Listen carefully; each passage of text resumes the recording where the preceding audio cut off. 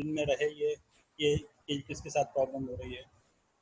तो प्लीज़ ये सब चीज़ें करना बहुत ज़रूरी है। मैं एक आध 2 दिन में ये जितने भी हमारा कोर्स मटेरियल है उसके लिंक्स मैं LMS के ऊपर डाल दूँगा, ताकि आप उसके ज़रिए से आप जो है वो उसको एक्सेस कर सकते हैं। और उसके अलावा जो आपके असाइनमेंट्स हैं वो, और अगर कोई दूसरे जो है वो जिसे आप कह सकते हैं कि यूज़फुल रिसोर्सेज, उसके लिंक भी मैं LMS के ऊपर डाल दूँगा, तो आप वहाँ से भी उन रिसोर्सेज को आप जो एक्सेस कर सकते हैं।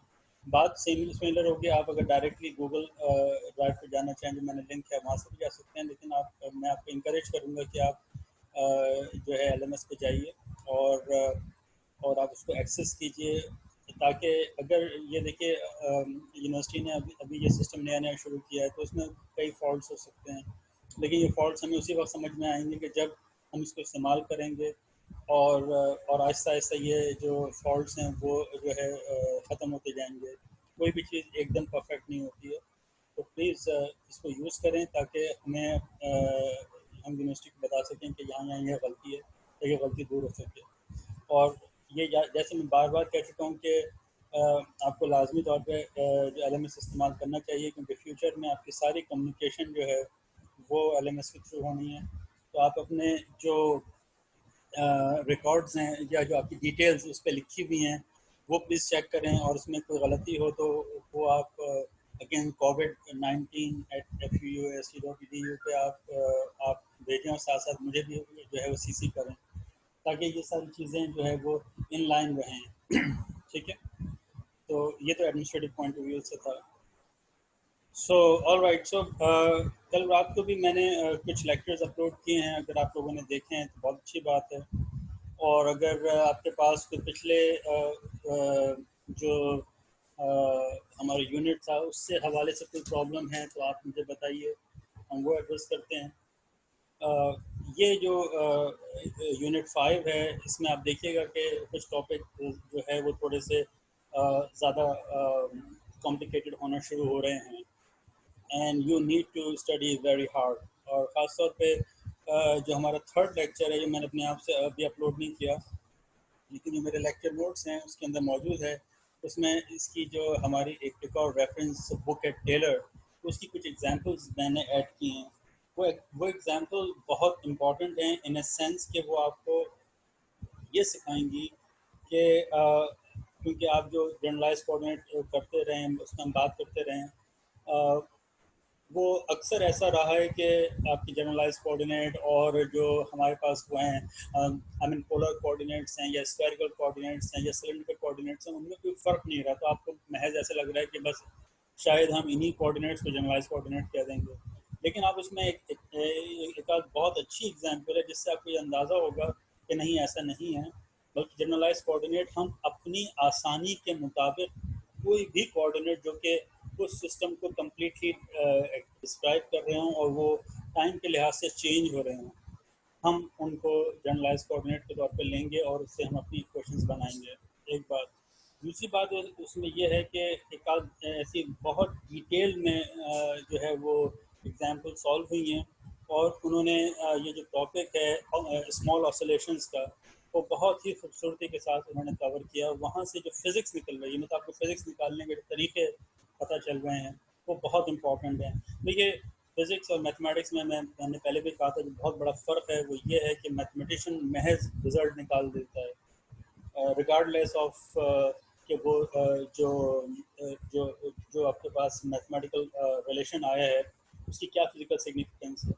फिजिसिस्ट का काम दरअसल ये है कि वो जो मैथमेटिकल इक्वेशंस हैं उसमें और माने डाले, क्योंकि मैथमेटिकल इक्वेशन एब्स्ट्रैक्ट होती हैं, राइट। और हमारी जो रियल लाइफ है वो इतनी एब्स्ट्रैक्ट नहीं है, यकीनी तौर पे वो अपने in depth it is really abstract, लेकिन जब हम उस पर एप्लीकेशन शुरू करते हैं, क्योंकि साइंस है, तो वो उसके लिए हमें कुछ ऐसी फीलिंग चाहिए होती है जहाँ हम उसको अप्लाई होता हुआ जो है देख रहे हों। ठीक है, हमारी जो रियल वर्ल्ड है, जो हमारी डेली लाइफ है, उसके साथ हम कुछ ना कुछ रिलेशन देखते हैं, तो उसके लिए हमें फिर फिज़िक्स की जो है वो ज़रूरत पड़ती है। और क्लासिकल मैकेनिक्स है, क्योंकि बहुत गहरा ताल्लुक हमारी आम जिंदगी से है, तो इसलिए हमें फिज़िक्स निकालना सीखना है। तो प्लीज़ वो जो नोट्स हैं उनको अच्छी तरह पढ़िएगा। मैं बहुत जल्द उसके वो लेक्चर भी अपलोड कर दूँगा ताकि आप उसको अच्छी तरीके से समझ सकें। Any question please, I am ready to answer your questions.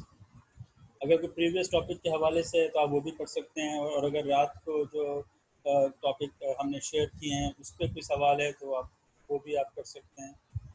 For example velocity dependent potentials के ऊपर ये आपने, मेरे ख्याल है वो चीज़ें थोड़ी सी नई देखी होंगी, इससे पहले आपने शायद ना देखी हों। और इसी तरह लैग्रांज अनडिटरमाइंड मल्टीप्लायर मेथड है, उसको आप अगर आपने देखा हो, मैंने उसकी इक्वेशन अपने आप से ड्राइव नहीं की है क्योंकि वो काफ़ी चीज़ें उसमें हमें करनी पड़ेंगी, और उसकी एप्लीकेशन मेरे ख्याल से ज़्यादा इम्पोर्टेंट है। और अगर आप चाहेंगे तो हम बाद में कभी उसको देख लेंगे, बट आई थिंक यहाँ पर ज़्यादा इम्पोर्टेंट चीज़ ये थी कि आप उसको इस्तेमाल करना सीखें। Any question please? Yes Salman साहब, मैंने आपको अनम्यूट किया तो है, लेकिन यस सलमान पूछिए। यस सलमान, सवाल पूछिए। सलमान, आवाज़ आ रही है आपको मेरी? सर हमने चैप्टर 7 के अंदर एक सर मैं पूछ रहा हूँ कि एक टॉपिक मुझे मिला नहीं 7.5 Lagrangian equation with undetermined multipliers. हाँ, तो वो आप अभी देखें ना, ये जो मैंने कल लेक्चर अपलोड किए हैं उसमें मौजूद है। Yes okay. हाँ, एग्जांपल नंबर 7.8 के फाइनल जो दो इक्वेशन आ रहे हैं, एक second, just a moment please. तो मैं सर जस्ट इसमें मतलब 7.8 कह रहे हैं आप? हाँ ठीक है। यस, हाँ कहिए, क्या हुआ? तो सर इसके जो फाइनल जो से 7.56 और 7.57 की जो आंसर है, हाँ, तो मतलब विद इसका Lagrangian with respect to x and y दोनों का निकालना होगा। एग्जैक्टली। और आपने लैग्रांजियन लिखा तो है, ओके क्योंकि देखिए ना, आपके यस पास 7.54 में काइनेटिक एनर्जी आ गई है, और 7.55 में आपके पास पोटेंशियल एनर्जी आ गई है, ठीक है ना? अब उसने लैग्रांजियन लिखा नहीं है तो वो तो आपको पता है, ऑब्वियस है कि आपके पास कोई इतना सारा लिखता तो जगह घेरती ना। अब आपको पता है कि आपको टी माइनस यू करना है, उसके बाद लैग्रांज इक्वेशन बनानी है in terms of x and also y. तो वो दो चीज़ें आई हैं, तो वो तो कैसी बात नहीं है, क्योंकि हमें मालूम है कि स्टैंडर्ड प्रैक्टिस है ये। और उसने कह तो दिया है कि sir because t and u yes have been determined the equation of motion can be obtained using 7.18। तो आप देखें 7.18 क्या है, लैग्रांज इक्वेशन है। सर मेरा मतलब है सर कि ये एक एक क्वेश्चन बहुत लेंथी हो जाते हैं, 3-4 पेजेस लगते हैं इसमें, तो तो हर एक क्वेश्चन को तो ये आप मुझे इत्तला दे रहे हैं अगर या मुझे कुछ सरप्राइजिंग न्यूज़ दे रहे हैं? नहीं सर मैं कह रहा हूँ ना कि सर अगर एग्जाम में ये आ गया तो हम तो इसको डायरेक्ट नहीं लिख सकते, इसको डिराइव करना पड़ेगा अब ये और मेरा इसकी डिराइवेशन अब ये मेरा काम है कि मैं आपसे सवाल कैसे पूछूं, ये आपका काम नहीं है। तो don't worry about it, learn the technique, technique सीखें आप। ओके सर यस और थैंक यू सर। और कैलकुलेशन सीखें। सर कैलकुलेशन तो कर रहा हाँ, तो कैलकुलेशन से लुत्फानंदोज होना सीखें। हूँ। Okay sir thank any other question please?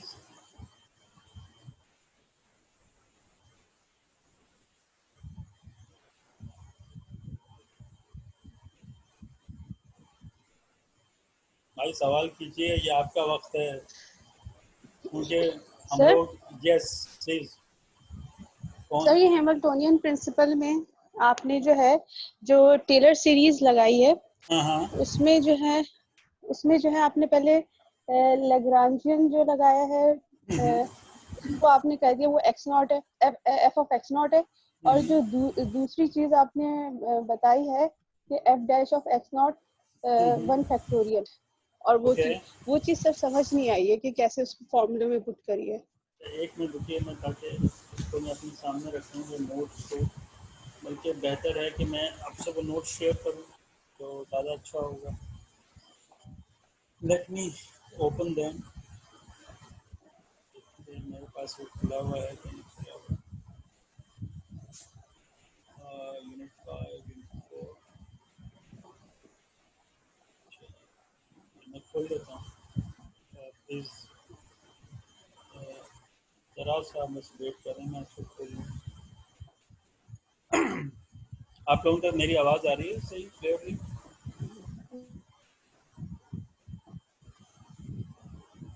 Yes sir, आ रही है। अच्छा, alright, so let me open it.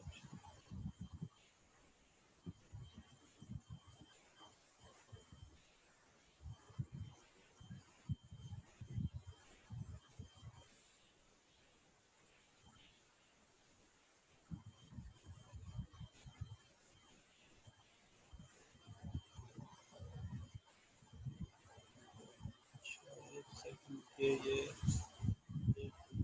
दिख नहीं रहा है, मैंने कहाँ रखा है?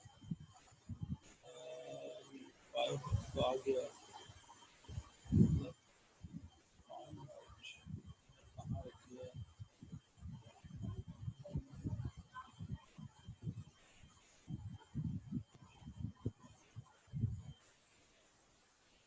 आज अगर मैं उसको रीसेव करता हूँ लिखने के बाद तो वो उसको कोई और जगह पे लिख देता है। ओके हाँ, अब मिल गया मुझे, मैं आपको दिखाता हूँ।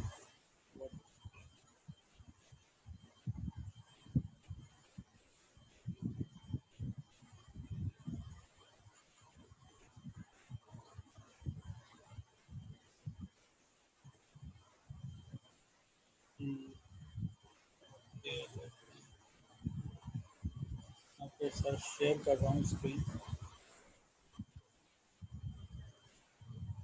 ऑलराइट, ये आपको स्क्रीन दिख रहा है?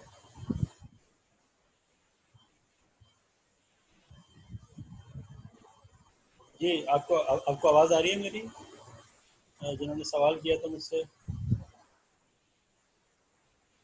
हेलो, आपको आवाज़ आ रही है मेरी? जी जी। ओके, सो देखिए, ये जो हमने टेलर सीरीज खोली है, तो आप इसको इस तरह देखिए कि ये इसके अंदर देखिए दो वेरिएबल्स हैं, फॉर एग्जांपल क्यू और Q not, sorry Q I और क्यू डॉट आई।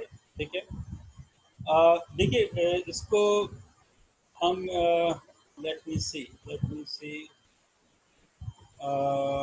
एक सेकेंड। देखिए इसको हम लैग्रेंजियन को, एक सेकंड रुकिएगा।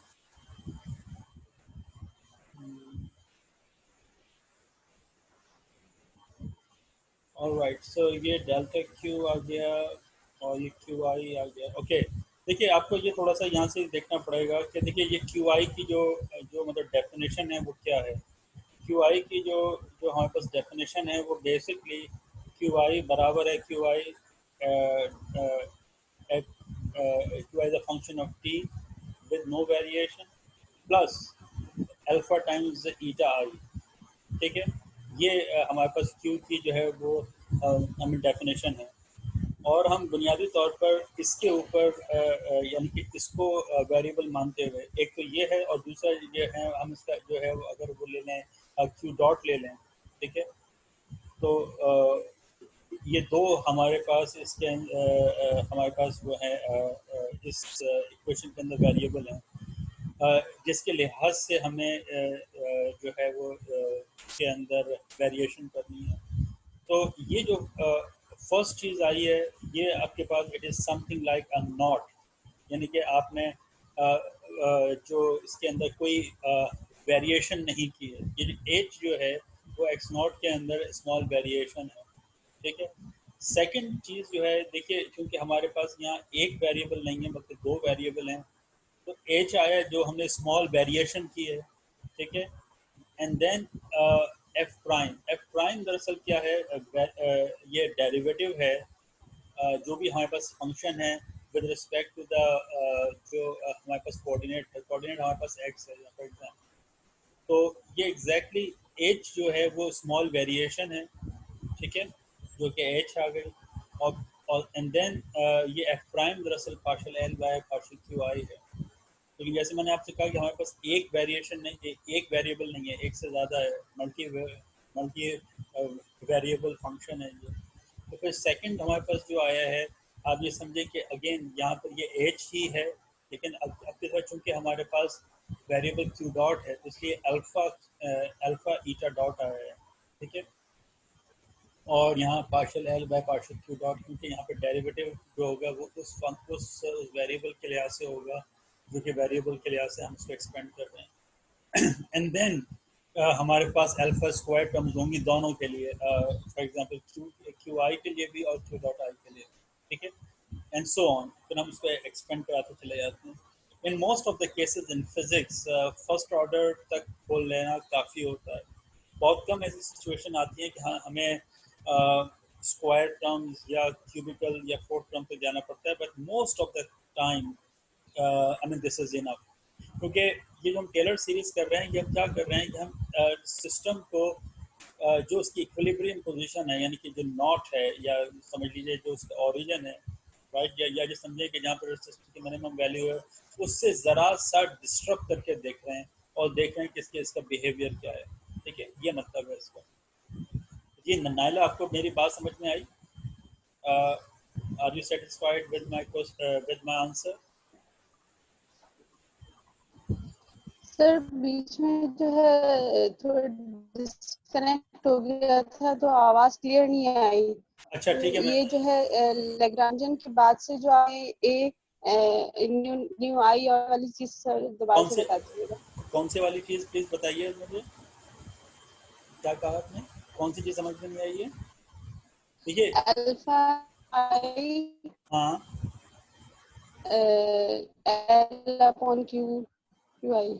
देखिए मैंने आप सर ये जो है जो नेक्स्ट टर्म आपने लैग्रांजियन के बाद में, हाँ ये सर ये वाली ये वाली, देखिए ये एच क्या चीज़ है, पहले तो आप ये समझिए, ये जो फंक्शन मैंने लिखा है ना, एफ क्या sir? Of x not plus H, ठीक है, ये इसके अंदर हमने स्मॉल वेरिएशन की है, ये इसकी ये एक्स नॉट इसकी इक्विलिब्रियम पोजीशन है काइंड ऑफ, ठीक है, इसके अंदर हम ये स्मॉल वेरिएशन कर रहे हैं, ठीक है। तो हमने जब यहाँ लिखा F of x not without variation, तो देखें यहाँ ये विदाउट वेरिएशन है पहली टर्म, ठीक है, या ये आप फर्स्ट टर्म के साथ मुत्तफिक हैं? हेलो, यस सर ये चीज समझ में आ ओके गई। यस सर ये गुड। चीज समझ में आ गई। और उसके बाद एच है, एच क्या है, स्मॉल वेरिएशन है किसमें, जो क्यू टर्म्स के अंदर, तो ये अल्फा ईटा आई, और आप देख सकते हैं कि आपने पिछले पेज पे जो मैंने आपको दिखाया था, ये देखिए, ये आपने यहाँ के अंदर आप जब इसके अंदर आप वेरिएशन कर रही हैं, तो वेरिएशन क्या है, अल्फा ईटा है, ठीक है, समझ आई आपको? क्योंकि देखिए ये विदाउट वेरिएशन है और ये वेरिएशन के साथ है। इसी तरह जब आप उसका डॉट ले रहे हैं, तो डॉट जो है विदाउट वेरिएशन, तो जो सिंपल क्यू डॉट आई होगा, लेकिन विद वेरिएशन क्या होगा, अल्फा टाइम्स ईटा आई होगा, ऐसा ही होगा ना? क्यों नायरा, आपको बात समझ में आई मेरी? हेलो, तो ये जो वेरिएशन है, ये हमारे पास एच है, लेकिन किस में, जब क्यू आई के अंदर, तो आप देखें कि जो हमने इजाफा किया है, और यहाँ से मुझे ऊपर जाना था, ये जो हमने इजाफा किया है, दिस इज बेसिकली एच, जब हम क्यू की बात कर रहे हैं, और क्यू डॉट के लिए हमें इसी इक्वेशन का डेरिवेटिव लेना पड़ेगा, तो ये q i dot is equal to q i, ठीक है, at t comma zero plus alpha, तो एक जस्ट कांस्टेंट है, वेरिएशन पैरामीटर है, तो ईटा आई डॉट हो जाएगा, ठीक है। तो यहाँ पर ये एच होगा when we are talking about q dot, ठीक है नाइला, आपको बात समझ में आई मेरी? यस यस सर आप समझ।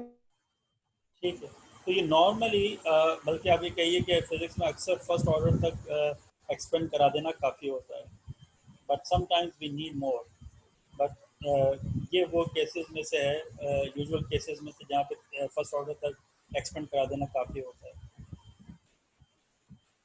Any other question please?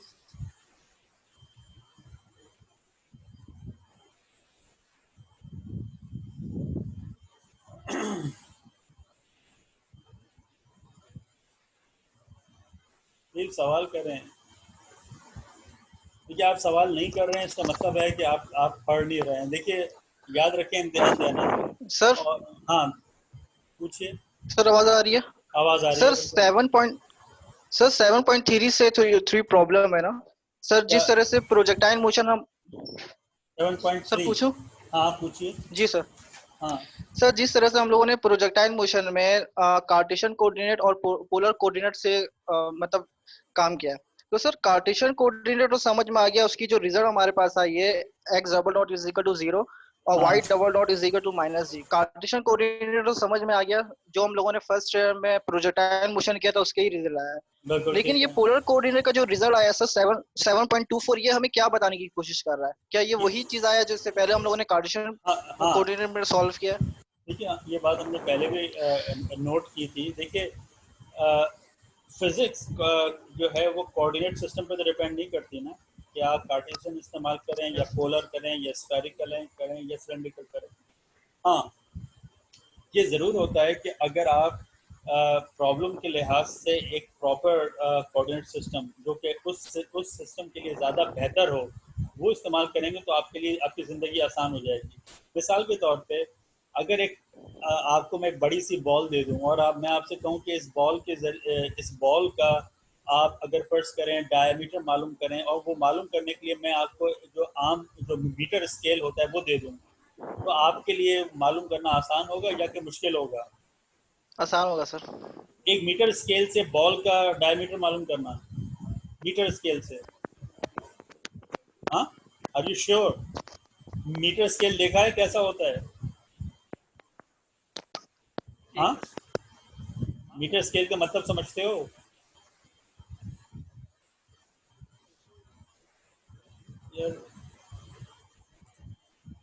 Are you there?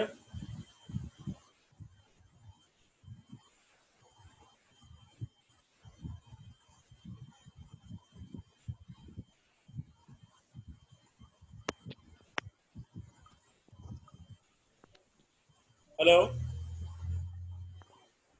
Yes sir. जी।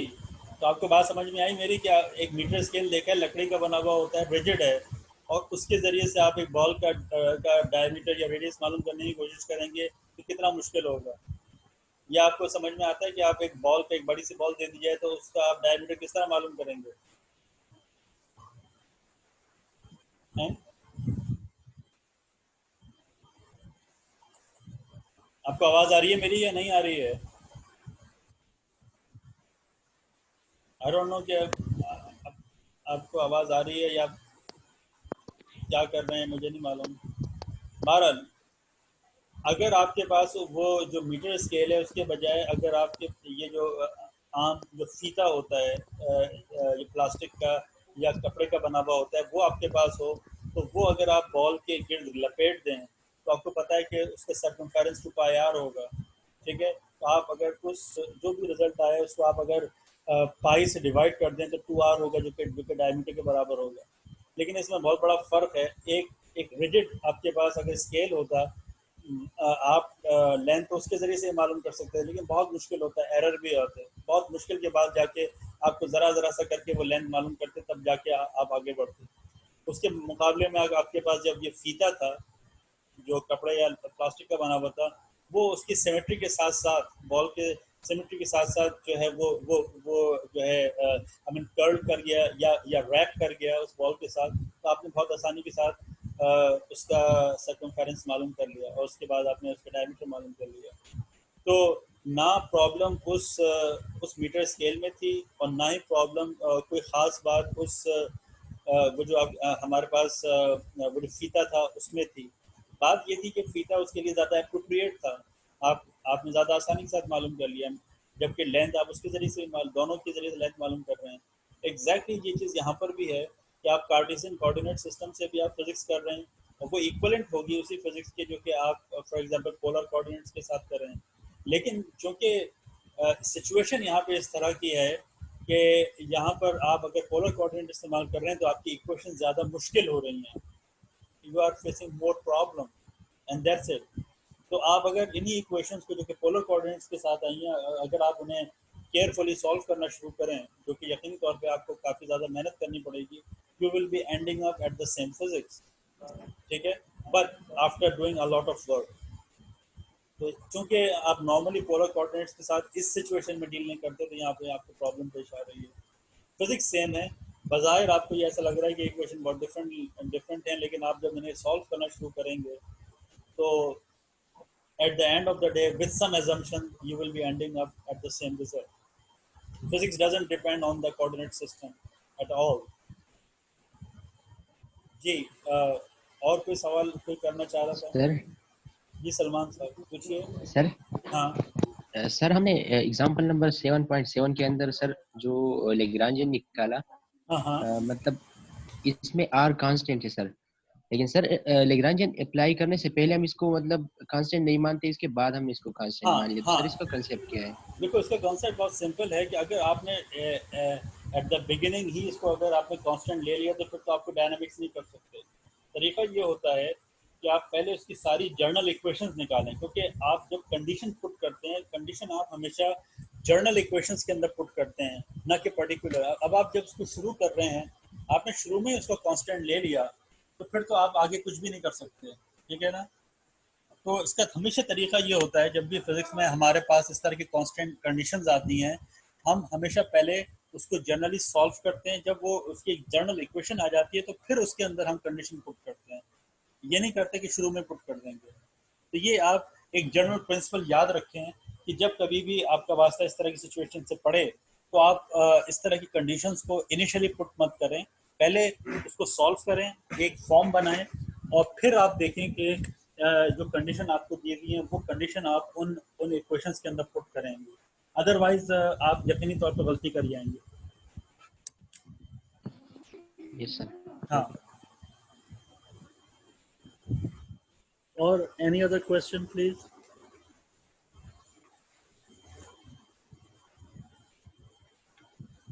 जी जी नाइला पूछिए। सर ये उसी हैमिल्टोनियन की जो डेरिवेशन थी, उसमें आगे जाके जो है हमारे पास जो हमने लैग्रांजियन, कौन सा टॉपिक है दीदी, टॉपिक तो बताइए। सर यही जो है हैमिल्टोनियन प्रिंसिपल का में जो है हाँ। टेलर सीरीज लगाने के बाद आगे जाके जो है हमने जो लैग्रांजियन इक्वेशन निकाली है, उसमें हमने आई जो था क्यू आई, उसको बाद में हमने क्यू जे लिख दिया है। तो वो क्यों लिखा है सर?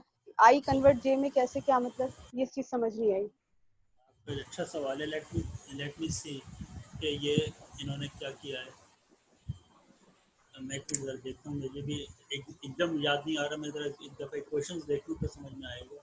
देखिए, अच्छा एक बात मैं आपको बताऊँ, आपने नोट किया होगा चाओ में काफ़ी टाइपोज हैं, ये ख्याल रखिएगा प्लीज़। मुझे कहीं टाइपोज दिख जाता है तो मैं उसको लिख देता हूँ।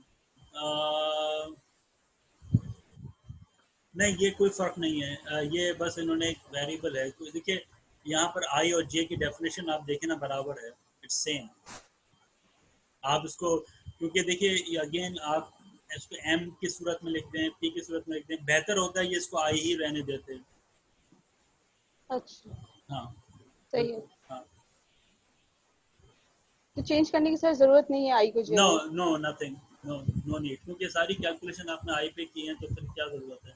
इस किताब में देखें कई टाइपोज हैं, जैसे कि मैंने आपको यहाँ पे इंडिकेट भी किया है। ये जब आई मीन वेरिएशन कर रहा है, तो आप देखेंगे क्यू डॉट लिखना भूल गया। तो ऐसी कई इसमें टाइपोज हैं। आप गौर करेंगे तो आपको अंदाज़ा होगा, बहुत सारी टाइपोज हैं इसके अंदर। आई डोंट नो व्हाई कि इन्होंने इसको केयरफुली रीड नहीं किया है, क्या किया है।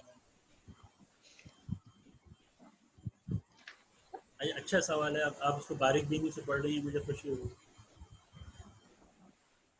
Any other question please?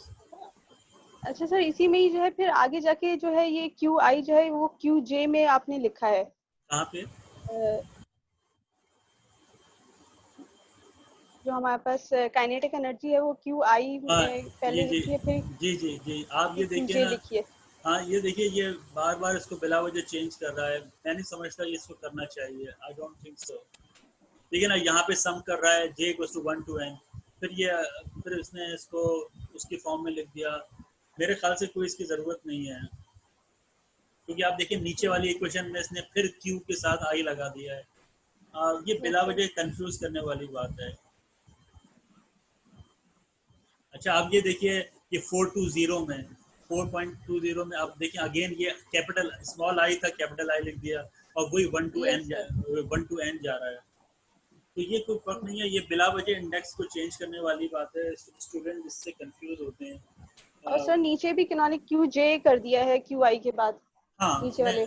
मैं वही कह रहा हूँ ना, देखिए ये बिला वजह ये चेंज कर रहे हैं। देखिए आप देखें कि ये इन सब के सम जो है वो या इसके जो इंडेक्स जो रन कर रहा है वो 1 to n ही कर रहा है, तो इट डजेंट मैटर। जब तक कि आपको ये समझ है कि ये इंडेक्स कहाँ से कहाँ तक जा रहा है, इट डजेंट मैटर।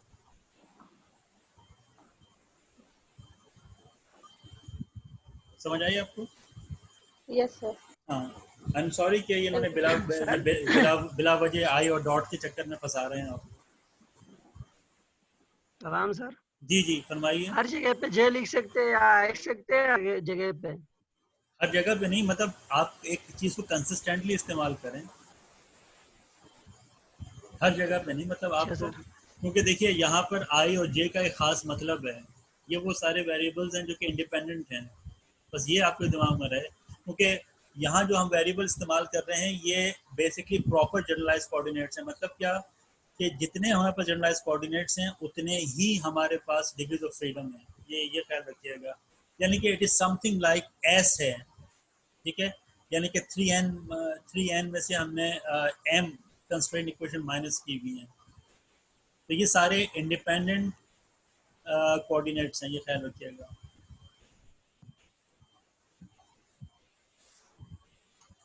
ठीक है,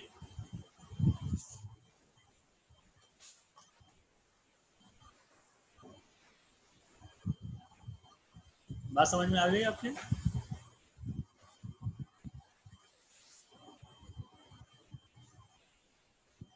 जी सर। Any other question? क्या वजह है कि सर सिर्फ मखसूस लोग ही सवाल कर रहे हैं और करते रहें, बाकी लोग जस्ट पार्टिसिपेंट होते हैं? ये फरमाइए सलमा सर कौन? हाँ पूछिए। सर जो टॉपिक नंबर 7.8 में हमने एक चीज पढ़ा था, Einstein summation induction. Summation sir convention आपने कहा था कि मुझे याद समेशन दिलाई दीजिए। मैं समेशन कन्वेंशन, इंडक्शन नहीं, यस कन्वेंशन है। सर, आपने बोला कि मैं कि इस क्या कहा मैंने? ये मुझे याद दिला दीजिए, फिर मैं इसमें थोड़ा डिटेल में बयान करूँगा। इसको थोड़ा सा डिटेल में डिस्कस कर लेंगे। हाँ किया जा सकता है। डमीज इंडक्शन, डमीज इंडक्शन नहीं है यार, इंडेक्स है, समेशन कन्वेंशन है ये। देखो एक सेकंड रुको, ये मेरा पेन किधर गया है यार, अभी मैंने यहाँ रखा हुआ था। हाँ पेन रखे भूल जाता हूँ। देखो अच्छा ये बताइए कि आपका इस तरह की इंडेक्स नोटेशन से कोई और वास्ता नहीं पड़ा आपका है? सिर्फ पूछ रहा हूँ यार, ये आई एम सॉरी। हाँ मुझे, मैं आपको बताता हूँ इसका क्या मतलब है। देखिए for that I need to open my, ये जो मेरी वन नोट है। अच्छा एक बात याद रखिएगा कि ये हमारा सेशन ख़त्म हो रहा है, क्योंकि इसका सवाल इस सवाल के जवाब भी थोड़ा सा वक्त लेगा। तो हमें अगला सेशन अभी करना है या अगली क्लास में हम 2 सेशन करें? मुझे जल्दी से बता दीजिए। सर अगली क्लास में 2 शिक्षण करते हैं। चलो ठीक है, मैं कोशिश करता हूँ कि आपके सवाल के जवाब मैं अभी दे दूँ, क्योंकि लेकिन 3 मिनट रह गए हैं मेरे पास। Let me try to answer you, और मैं शेयर कराता हूँ आपसे न्यू शेयर। न्यू शेयर में क्या है? देखिए आइंस्टाइन ने हमें ये बताया कि फ़र्ज़ करें कि अगर आपके पास एक्स आए, असल में थोड़ा सा चक्कर इसमें यह है कि आप कुछ थोड़ी सी चीज़ों से वाकिफ़ नहीं हैं, लेकिन बहरहाल मैं कोशिश करता हूँ।